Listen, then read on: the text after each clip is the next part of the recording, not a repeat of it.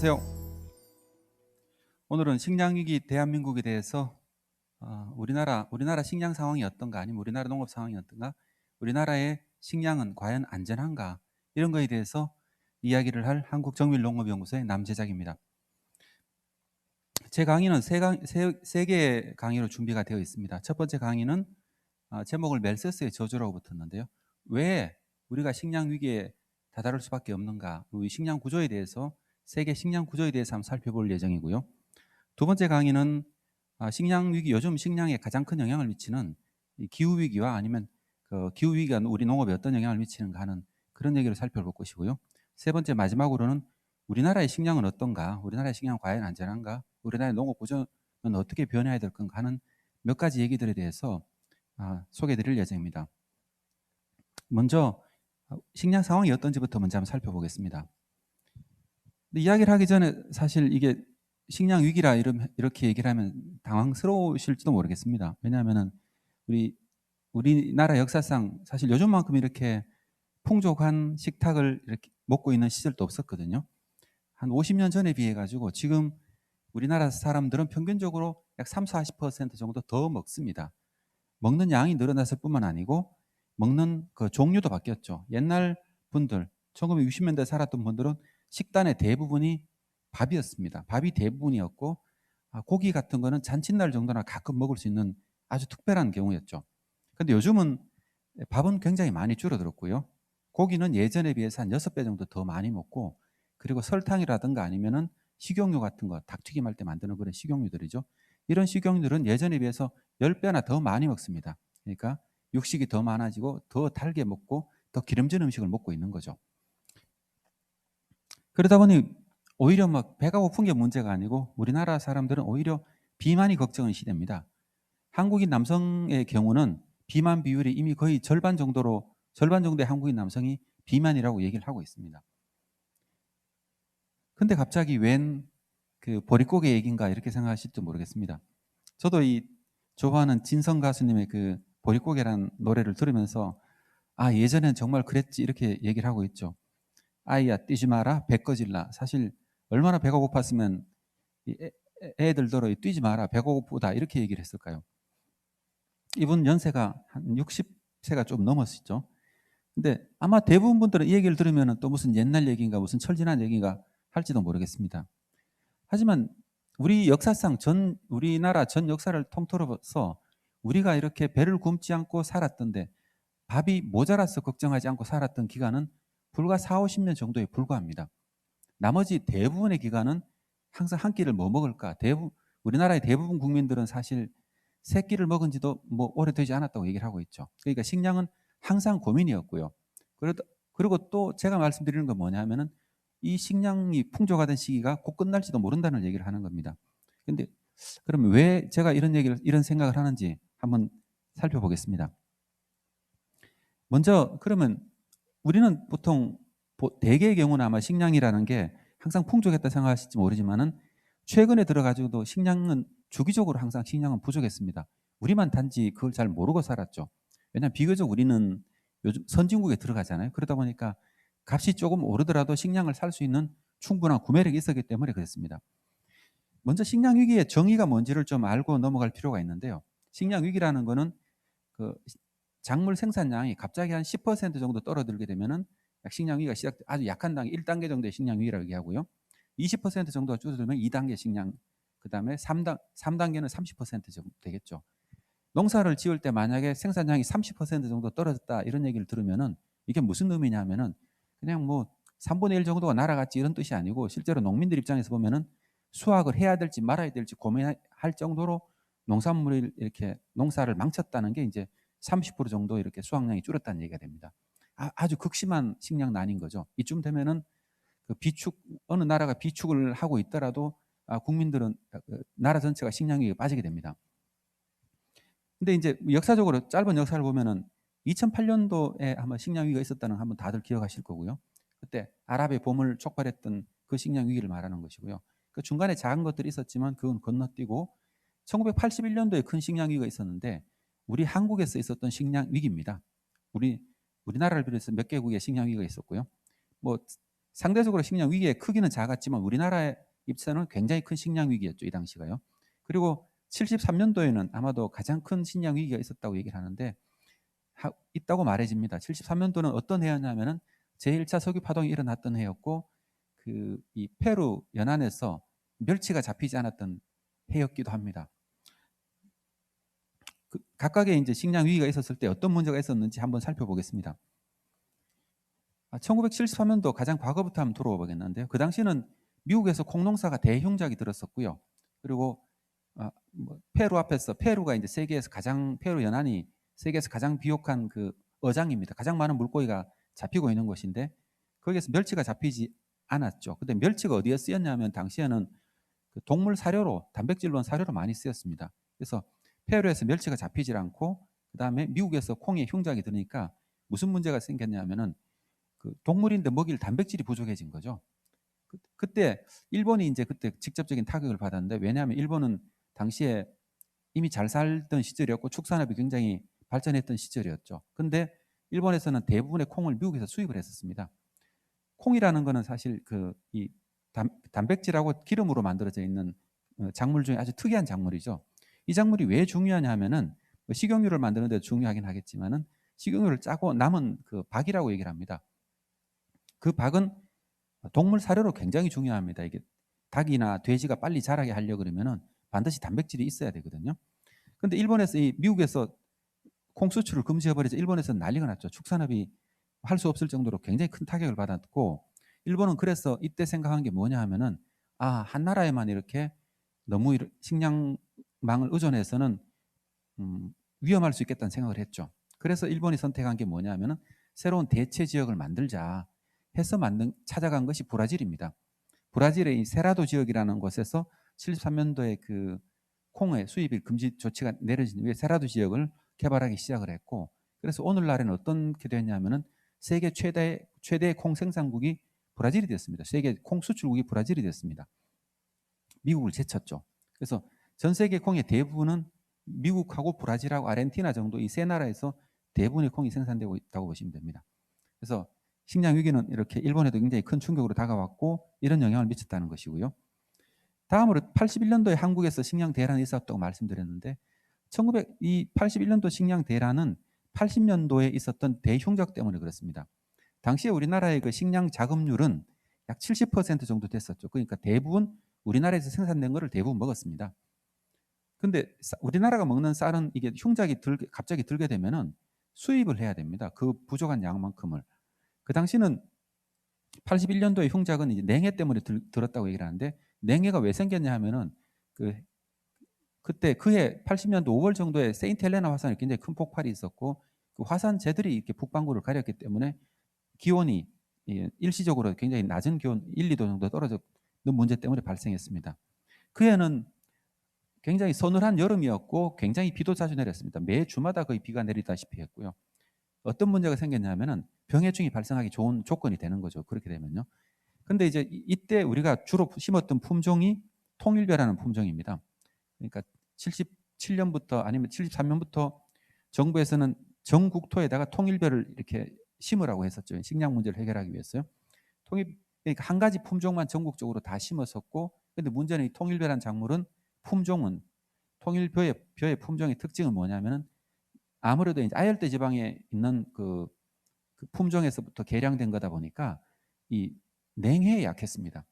그러니까 이런 조건이 만들어 전국적으로 거의 한 가지 품종이 심어졌고 이 품종은 냉해에 약한 품종이었고 마침 80년대에 냉해가 닥쳤습니다. 그러니까 쌀 생산량이 공식적으로는 30% 정도까지 떨어졌다고 얘기를 합니다. 비공식적으로는 더 떨어졌고요. 당연히 이제 식량 수입한다고 난리가 났겠죠. 근데 쌀의 특징은 뭐냐 하면은 이 대부분 생산된 나라에서 대부분 소비한다는 게 또 특징입니다. 밀이나 옥수수나 콩 같은 경우는 생산을 해서 해외 수출을 많이 하는 품목 중에 하나인데 쌀은 대부분이 자국에서 소비가 된다는 거고요. 이 말은 이게 시장에서 유통되는 물량이 상대적으로 굉장히 작다는 얘기입니다. 1980년대는 더 작았고요. 그러니까 수입할 곳이 없었으니까 뭐 4배, 5배 주고 쌀을 강제로 억지로 수입을 했어야 됐고 수입 조건도 굉장히 나빴습니다. 그때 우리나라가 한번 이렇게 혼쭐이 한번 난 적이 있었고요. 그 다음에 84년도에도 이게 또 여러분들 기억하실까 모르겠습니다만은 북한이 우리나라에 식량을 지원한 적이 있었습니다. 요즘 같으면 상상도 못할 일이죠. 84년 8월에 서울에 아주 큰 수해가 굉장히 큰 수해가 났었거든. 서울 경기 지역에서.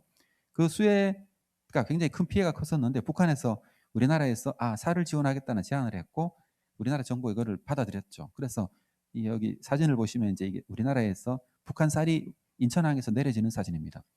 물론 이거는 북한이 약간 좀 허세를 부리다가 나중에 혼쭐 났다는 그런 얘기도 있더라고요. 그 다음으로 또 식량 위기는 가장 우리가 잘 알고 있는 식량 위기죠. 2008년 식량 위기입니다. 2008년 식량 위기는 왜 발생했냐 하면은 당연히 이제 2008년 리만 브라더스 사태 경제 위기가 생기면서 이제 촉발됐다고 보고 있거든요. 근데 경제 위기가 발생하면 대개는 석유 가격이 올라가게 됩니다. 석유 가격이 올라가게 되면은 비료 가격이 올라가게 되고 농업 생산비가 오르게 되죠. 근데 그 경제 위기만 가지고는 사실은 식량 위기가 오진 않았고요. 그 이전으로 다시 거슬러 가보면은 몇 해 전으로 가보면은 2005년 6년도에 유럽에 엄청난 가뭄이 들었습니다. 그러다 보니까 그 밀 생산량이 굉장히 크게 줄어들었죠. 러시아에도 생산이 크게 줄어들었고요. 그때부터 이미 가격이 오르기 시작했는데 경제 위기 때문에 가격이 더 크게 올랐습니다. 근데 2008년도에는 근데 경제 위기는 짧게 끝이 났고 다행스럽게 2009년에 굉장히 큰 풍작이 들었습니다. 그래서 식량 가격이 떨어졌죠. 해소되나 싶었는데 2010년도, 11년도에 러시아에서 다시 가뭄 때문에 대흉작이 들었습니다. 그때는 어떤 문제가 생겼냐 하면은 아랍 국가 같은 경우에는 대개는 그렇습니다. 농업이라는 게 항상 기상재해에 취약한 산업이다 보니까 항상 기상재해는 있죠. 하지만 이게 만약에 연달아 오면 어떤 문제가 생기냐 이걸 보여주는 거죠. 예를 들면은 기상재해가 한 10년마다 한 번씩 오면은 국가가 충분히 어느 정도 회복한 다음에 다시 피해를 받으니까 이제 극복할 수가 있는데 예를 들면은 2007년부터 8년부터 계속해서 식량 위기를 닥쳤고 한 해 지나고 난 다음 9년 다음에 2010년도에 갑자기 식량가격이 오르면 어떤 문제가 생기겠습니까? 이미 타격을 받은 데서 또 한 번 더 이렇게 타격을 받는 거죠. 그러니까 이 불만이 정치적 불만으로 이렇게 표출이 돼 가지고 이게 그래서 아랍 혁명을 빵으로 시작해 가지고 이제 정치적 혁명으로 끝이 났다고 얘기를 하고 있죠. 여기에 표시된 국가들처럼 수많은 나라들이 내전에 휩싸였고 많은 정부가 교체가 됐었고요. 그때 혼란 상황이 아직까지도 계속되고 있습니다. 2022년 올해도 마찬가지로 우리가 식량 위기를 지나고 있다 얘기를 합니다. 우리나라 분들이 이제 크게 느끼지 못한 식품 가격이 조금 올랐다, 정심 모든 물가가 다 올랐다고 느끼고 있죠. 실제로 밀가루 가격이라든가 식용유 가격은 한 30% 두 배까지 오르는 품목들도 있어가지고 이 자영업 하시는 분들은 굉장히 힘든 상황이기도 하고요. 또 사료 가격도 굉장히 크게 오르다 보니까 30-40%더 오르다 보니까 축산하시는 분들도 곧 축산을 포기할 정도로 이제 한계 상황에 몰리고 있는 상황이기도 합니다. 이런 영향들이 이제 앞으로 1, 2년 동안 우리 사회에 계속해서 나타날 것으로 예상하고 있습니다. 그런데 이 식량 위기는 왜 생겼냐 하면은 물론 이제 우크라이나 전쟁 때문에 우리가 식량 위기라는 걸 알게 됐었고요. 하지만 우크라이나 전쟁을 거슬러 올라가 보면은 코로나 사태가 있었죠. 코로나 사태 때문에 경제 위기가 있었고요. 그리고 석유 가격이 상승을 했고 당연히 비료 가격 같은 것이 따라서 같이 상승을 하게 되죠. 근데 그 이전에 또 무슨 일이 있었냐면 미국에서 2021년도, 20년도 미국에서 굉장히 큰 가뭄이 있었고요. 그 이전에 19년, 20년도에는 호주에서 아주 큰 가뭄이 있었습니다. 그러니까 당연히 곡물 생산량이 굉장히 크게 줄어들었습니다. 이것 때문에 사실은 식량 가격이 20-30% 오를 때였고 그때 이제 그 코로나 위기라 아니면 이제 우크라이나 사태로 가지고 이게 더 심화된 게 원래 사태고요.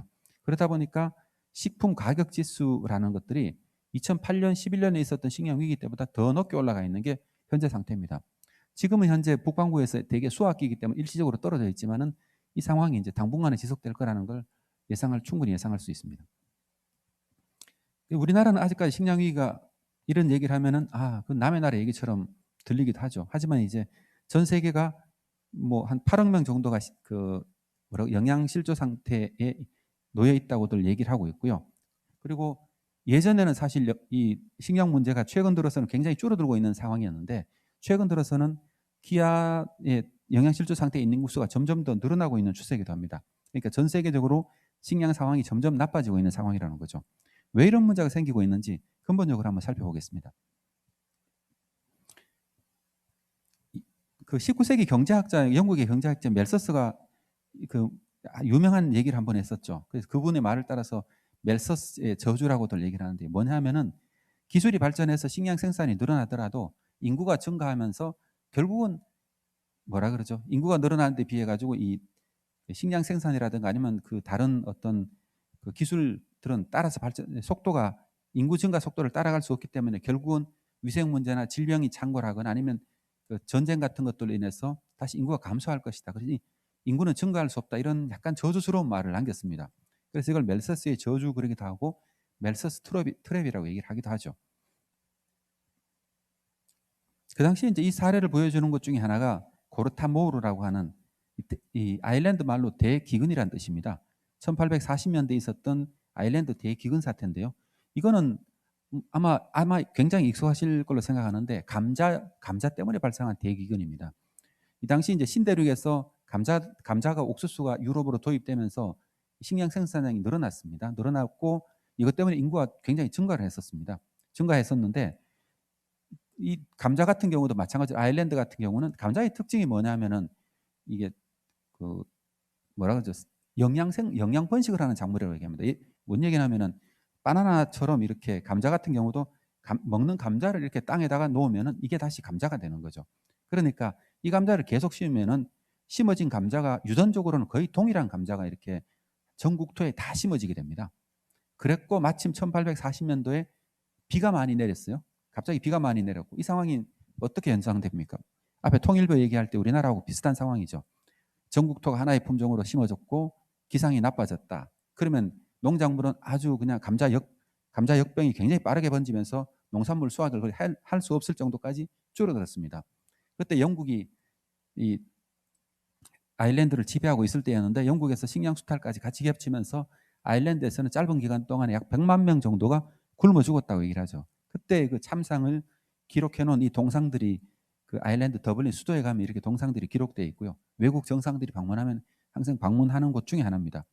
그 당시 아일랜드 인구가 800만 명이었는데 800만 명까지 늘어났는데 이 기근으로 100만 명 정도가 죽고 배고파서 못 사니까 200만 명 이상이 또 이렇게 미국으로 이민을 갔습니다. 그게 이제 미국에서 아일랜드 갱들이 등장하는 배경이 되는 거죠. 그렇게 됐었고요. 그때 줄어든 인구가 아직까지 회복되고 있지 못합니다. 그러다 보니까 그러면 왜 그럼 요즘은 멜서스의 저주가 끝이 났다고 다들 생각하고 있는데 근본적으로는 그럼 왜 그런 생각이 배경이 있었는지를 알기 위해서는 여러 가지가 있지만 사실은 질소 순환 정도는 하나를 이해하고 가면 좋을 것 같습니다. 질소라는 원소는 우리 대기 중에서 약 78%를 차지하고 있는 원소입니다. 가장 많이 존재하는 원소죠. 근데 자연 생태계는 질소가 기근 상태에 있다고 얘기를 합니다. 그러니까 질소가 항상 부족한 거죠. 당연히 질소도 그러면은 우리가 보면 대개는 보면 질소가 어떻게 들어오냐 하면은 그 콩과식물이라고 있습니다. 콩과식물이 이렇게 그 콩과식물에서 있는 그 박테리아 라이조푸스라는 박테리아들이 그 질소를 공기 중에 있는 질소를 가지고 암모니아로 바꾸는 역할을 합니다. 아니면 번개에서 생기던가요? 그래서 연간 한 500만 톤 정도의 질소가 이렇게 신규로 공급되는 거죠. 그러니까 전 자연 생태계는 이 질소 공생균들이 만들어내는 약 500만 톤 정도의 질소를 암모니아를 가지고 질소를 전부 다 쓰게 됩니다. 그러니까 이 지구상의 생물량이라는 것들이 이 공생균이 이 라이조푸스라는 미생물이 제공한 암모니아 양을 넘어서기가 굉장히 어려운 상태죠. 우리가 이걸 가지고 설명할 때 리비의 최소 양분율이라고 얘기합니다. 리비의 최소 양분율입니다. 이게 무슨 얘기냐면은 아무리 다른 원소나 재화가 많이 있더라도 그 가장 부족한 하나의 원소보다는 원소가 그 제한하는 양보다는 더 이상 생산할 수 없다는 걸 뜻하고 있죠. 그래서 이걸 나무물통에 비유하기도 하는데요. 그래서 이걸 나무물통의 법칙이라고 이렇게 부르기도 합니다. 예를 들면은 우리가 아무리 많은 물을 가지고 넣더라도 이 가장 낮은 이 원소보다는 못 넘어가는 거죠. 그게 질소였습니다. 그런데 우리가 인류 사회 먹는 문제의 가장 큰 제한 요소였던 질소라는 악마를 불러낸 그 과학자가 있죠.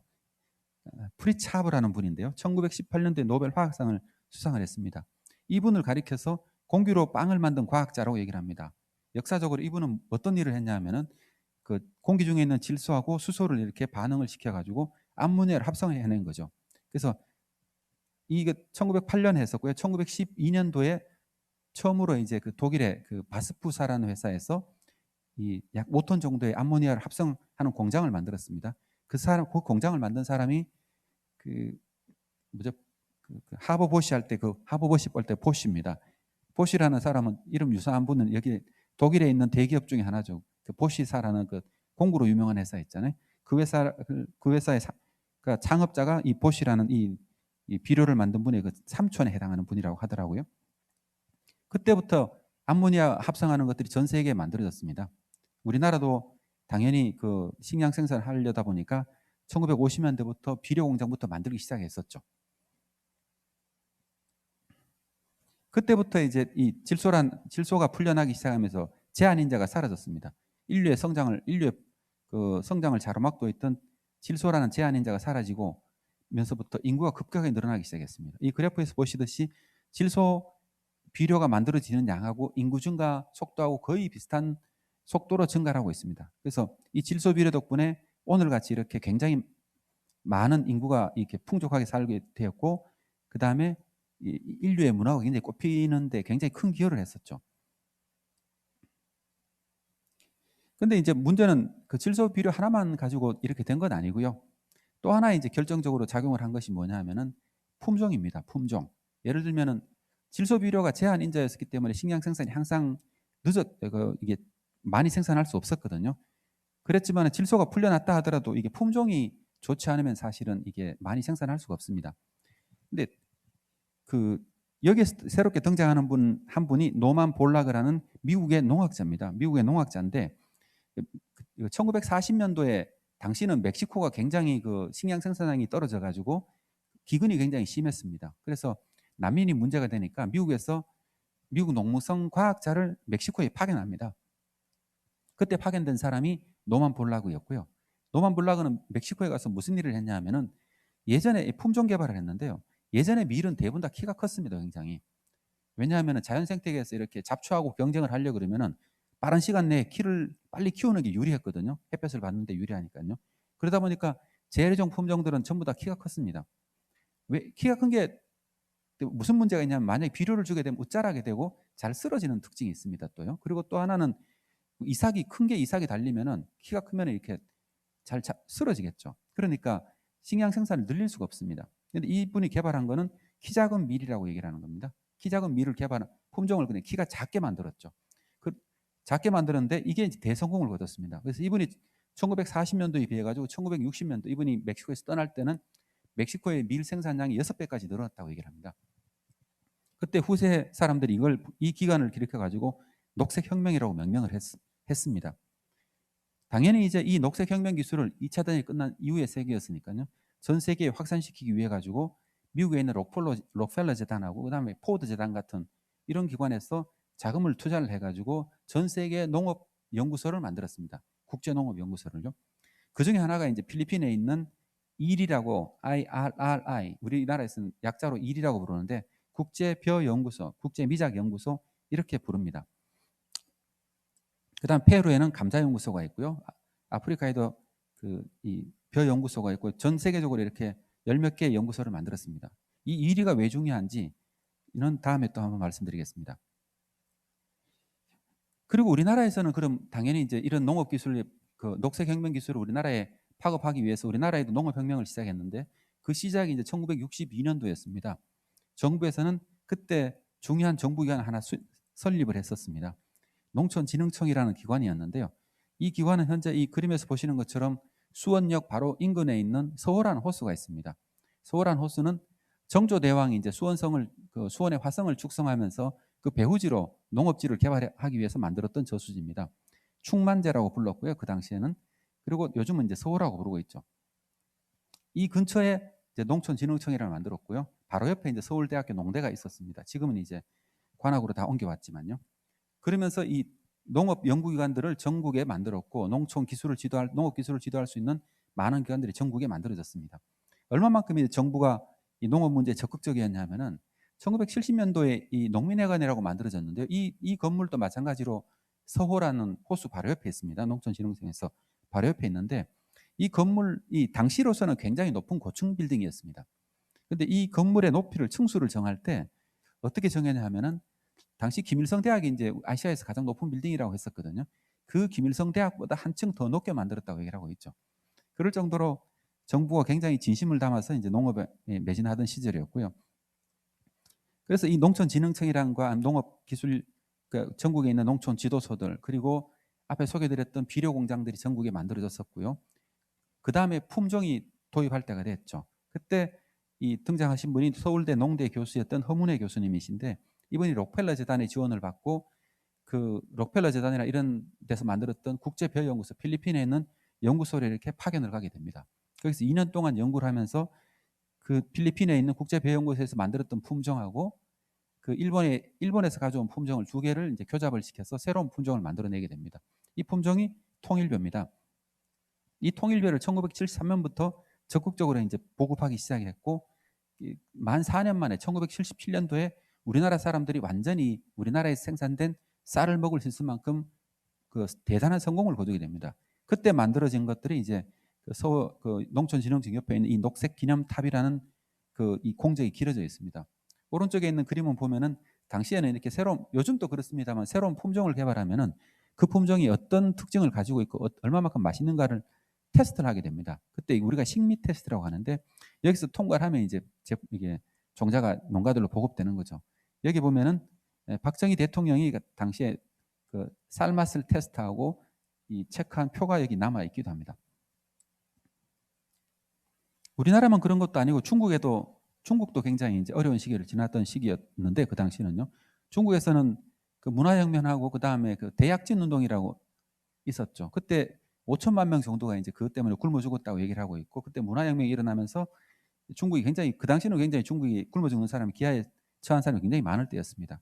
그때 문화혁명으로 지방으로 쫓겨가서 이렇게 학생들을 가르치고 있던 위안 룽핑이라는 분이 있었는데, 이분은 잡종벼라는 걸 만들었죠. 사실은 이것도 굉장히 희귀한 건데요. 왜냐하면은 이 식물이 가지고 있는 특징 중에 하나가 잡종 강세라는 게 있습니다. 그러니까 전혀 다른 품종 2개를 이렇게 품종이 아니고 전혀 다른 이 품종 2개를 이렇게 결합을 시키면은, 교배를 시키면은 다음 세대가 수확량이 굉장히 늘어나는 이런 특징들을 가진 식물들이 있습니다. 옥수수는 대개 이런 잡종 강세라는 걸 이용해서 품종을 만듭니다. 그래서 대부분 하이브리드 품종이라고 얘기를 하고 있고요. 쌀은 이제 자가수분 작물이라서 이게 불가능하다고 생각했는데, 이분이 이제 그 웅성부림이라고 해서 숫꽃이 활성화되지 않는 그런 품종을 이용해서 이 잡종벼를 만들었습니다. 이 덕분에 수확량이 한 20-30% 늘어났죠. 그래서 이 중국에서는 이분을 수억 명의 사람들을 굶주림으로 구하는 분이라고 이렇게 칭송을 받았습니다.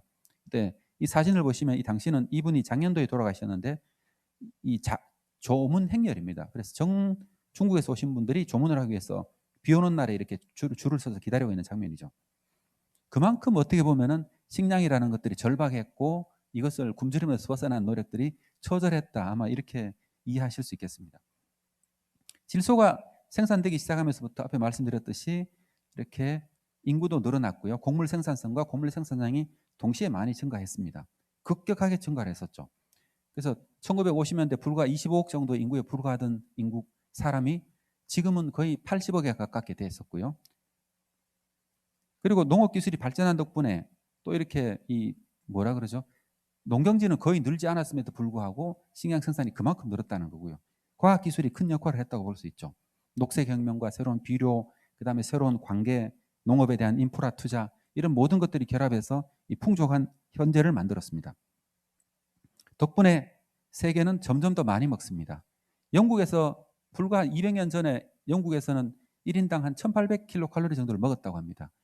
요즘 아프리카에 있는 기아선상에 있는 국민들도 2000칼로리 정도는 먹죠. 그러니까 예전에 가장 선진국에 있는 사람들보다도 요즘에 가장 못 사는 나라에 있는 국민들이 더 많이 먹는 시대를 만들었습니다. 먹는 것만 늘어난 것도 아니고요. 양만 늘어난 것도 아니고 질도 바뀌었습니다. 우리나라에서도 앞에 제일 첫 번째 말씀드릴 때 먹는 것 자체가 곡물류에서 육류로 다 육류나 아니면 식물성 기름으로 많이 바뀌었다고 얘기를 했잖아요. 설탕 같은 걸로요. 이것들이 이제 전 세계적으로 소득이 늘어나면서 급격하게 달라졌습니다. 근데 그 소득이 대부분 다 그 자유무역 WTO 협정이 체결되고 나서 개도국들이 굉장히 많은 성장이 있었기 때문에 그 이후에 대부분 다 늘어났었죠. 그래서 이 소득하고 그다음에 이제 육류 소비량을 나타낸 그림인데 정확하게 일치를 합니다. 그러니까 돈이 생기면은 대부분 사람들은 다 이렇게 먹는 것부터 바꾸게 됩니다. 고기가 점점 많아지는 거죠. 고기나 우유나 이제 튀김 같은 것들이 많아지게 됩니다. 이게 전 세계적으로 일어나는 현상이었고요. 유일하게 예외가 인도 정도가 있습니다. 인도는 인구가 중국보다 더 많아졌다고 얘기를 하고 있죠. 근데 다행스럽게도 인도 사람들이 고기를 거의 먹질 않는 덕분에 그나마 이렇게 농업 지구 시스템이 유지가 되고 있는 게 아닌가 이렇게 농담을 하기도 합니다. 어쨌든 이렇게 전 세계가 먹는 양이 점점 늘어나다 보니까 WHO 세계보건기구에서는 비만을 이제 치료가 필요한 질병으로까지 규정하는 시기가 왔었고요. 그러다 보니까 많은 사람들은 이제 멜서스의 저주는 완전히 끝이 났구나 이렇게 생각을 하고 있습니다. 예전에는 불과 30억의 인구가 뭐 1000년 이상 계속됐었지만은 이 신대륙에서 감자와 옥수수가 도입되면서 인구가 늘어났고요. 그 다음에 비료가 발견되면서 인구가 더 늘어났고요. 그리고 1960년대부터 시작된 녹색혁명이 들어오면서 인구가 더 빠르게 늘어났습니다. 그러니까 멜서스의 저주는 완전히 끝이 났다. 지금까지는 거의 이렇게 우리가 믿고 살았었죠. 근데 왜 다시 식량 위기를 다시 얘기를 꺼냈냐 하면은 멜서스의 저주라는 것도 그럼 인간은 결과적으로 이렇게 S자 곡선의 이런 저주로부터 피할 수 있을까? 이런 고민을 하게 됩니다. 학교에서 아마 다들 S자 곡선에 대해 생태학을 할 때 대부분 배우셨겠지만은 모든 생물은 닫힌 개라고 얘기하죠. 클로즈 시스템에서는 처음에 생물이 하나가 도입되게 되면은 처음 초기 단계는 굉장히 성장 오랜 시간이 걸리죠.